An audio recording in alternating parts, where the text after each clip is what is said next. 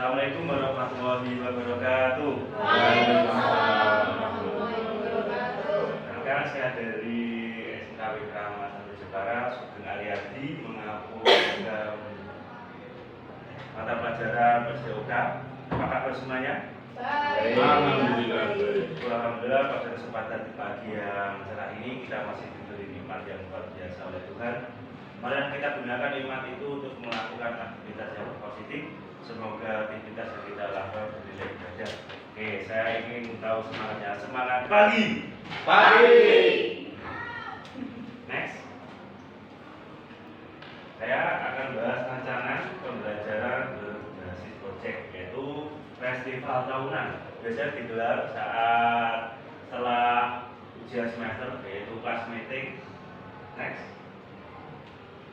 Latar belakang, yaitu bermain adalah sarana tubuh dan berkembang bagi peserta didik. Melalui bermain, siswa melakukan gerakan-gerakan yang bermanfaat untuk pertumbuhan mereka. Permainan tradisional merupakan kebiasaan adat istiadat yang diwariskan secara turun-temurun, yang mengandung interaksi dan nilai-nilai sosial serta gotong royong. Guru memfasilitasi kebutuhan murid dengan mengakomodasi ide-ide murid melalui sebuah permainan.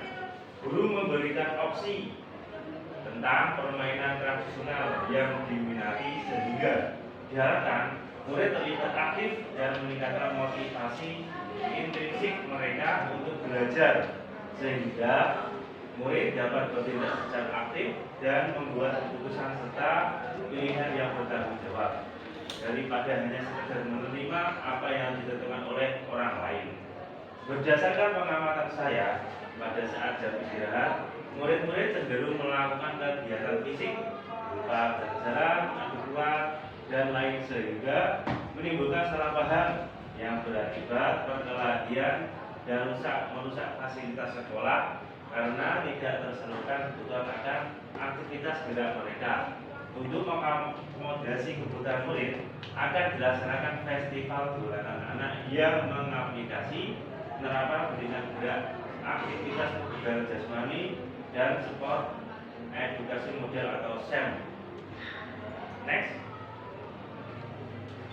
Tujuan program mendorong siswa untuk aktif bergerak dan berolahraga secara rutin, sehingga meningkatkan kebugaran jasmani. Selanjutnya, memberikan pemahaman bahwa kebugaran jasmani merupakan kebutuhan murid sendiri. Selanjutnya, menerapkan perilaku hidup bersih dan sehat atau PHBS, mengajarkan nilai-nilai kerjasama, sportivitas, dan disiplin melalui kegiatan olahraga dan aktivitas fisik kelompok. Next. Capaian langkah-langkah dan hasil yang diharapkan untuk tiap tujuan. Capaiannya adalah meningkatkan kebugaran jasmani murid yang terukur melalui tes kebugaran secara berkala, meningkatkan nilai akademik konsentrasi siswa dalam KBM, terwujudnya perilaku hidup bersih dan sehat PHS murid. Langkah yaitu koordinasi dengan kepala sekolah, kolaborasi dengan rekan sejawat di KBS dalam penyusunan perencanaan, sosialisasi program kelas 10, 11, dan 12, melaksanakan program evaluasi dan refleksi. Hasil terpenuhinya kebutuhan gerak murid. Murid memiliki kebugaran jasmani yang menjadi kebutuhan mereka. Terbentuknya karakter building profil pelajar Pancasila. Next. Struktur program dan mitra dalam komunitas belajar. Pertama ada kokurikuler. Kedua, melibatkan komunitas belajar sekolah. Terus kelas yang di pelaksanaan program dari kelas 10, 11, 12.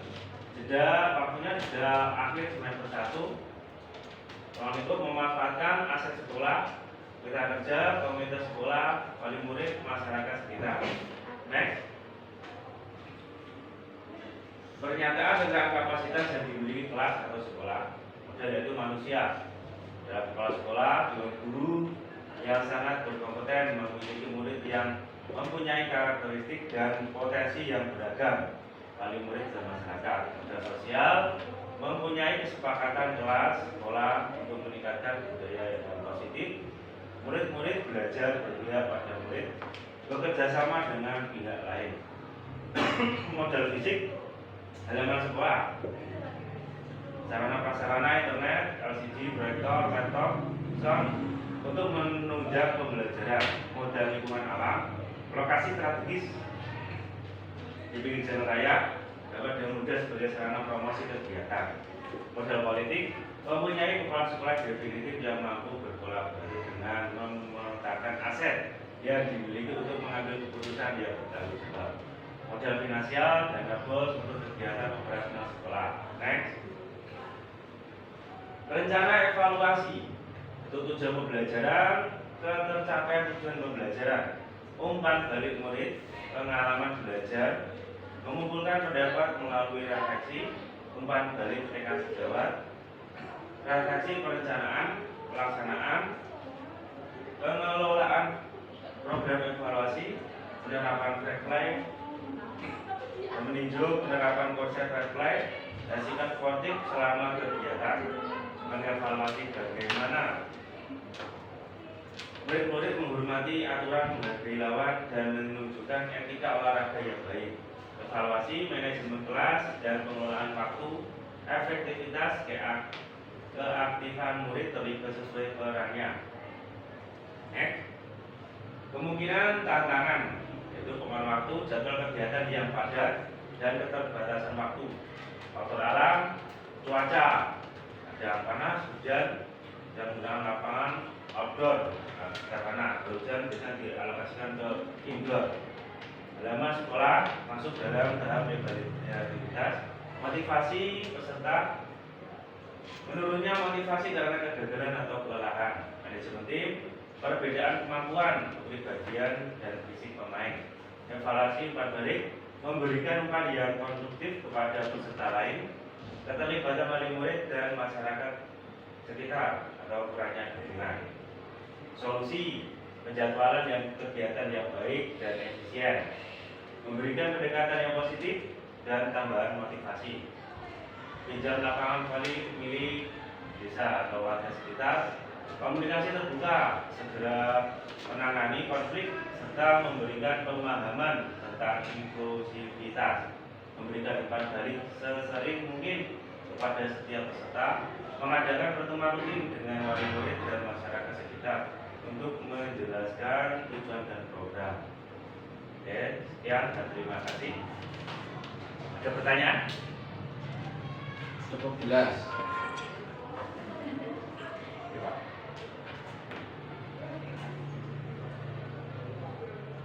Terima.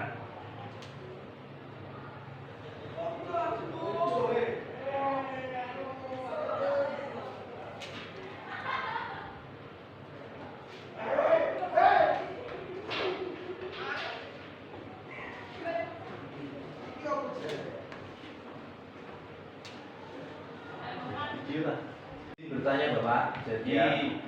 setelah yang saya pahami terkait dengan apa yang Panjenengan sampaikan, kalau menurut pengalaman dan apa yang saya lihat di lingkungan SMK, kalau mungkin di lingkungan SMP atau mungkin itu masih banyak terdapat siswa-siswa yang memang suka berlari-larian, kemudian suka main sama temannya di luar batas, artinya sampai nanti temannya menangis dan sebagainya.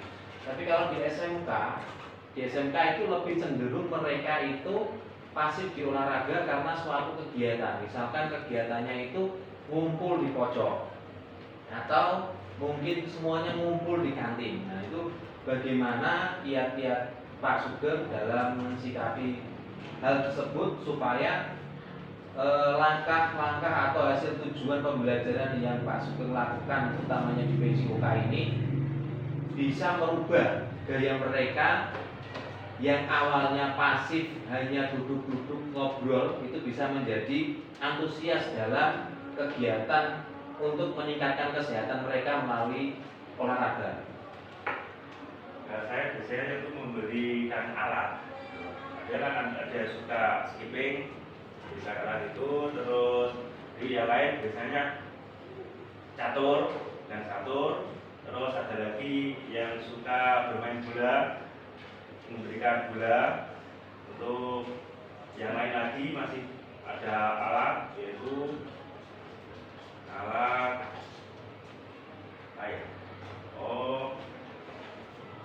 alat untuk fitness. Biasanya bola tolak peluru itu untuk bermain anak-anak. Tapi ya harus mengawasi, karena kalau jatuh di keramik bisa merusak.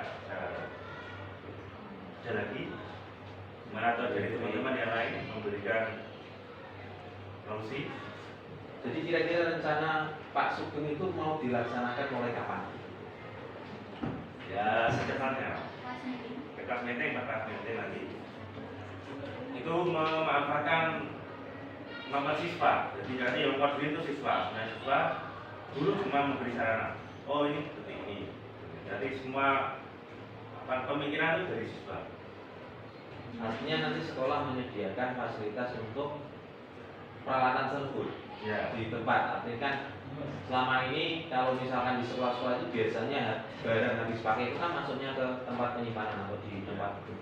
Jadi berarti sekolah harus menyediakan tempat khusus terkait dengan peralatan tersebut supaya anak-anak nanti ketika istirahat atau ketika kegiatan senggang itu bisa langsung ambil alat tersebut. Ya, itu Bapak. Ada lagi? Terima kasih atas perhatiannya. Saya Assalamualaikum warahmatullahi wabarakatuh. Waalaikumsalam.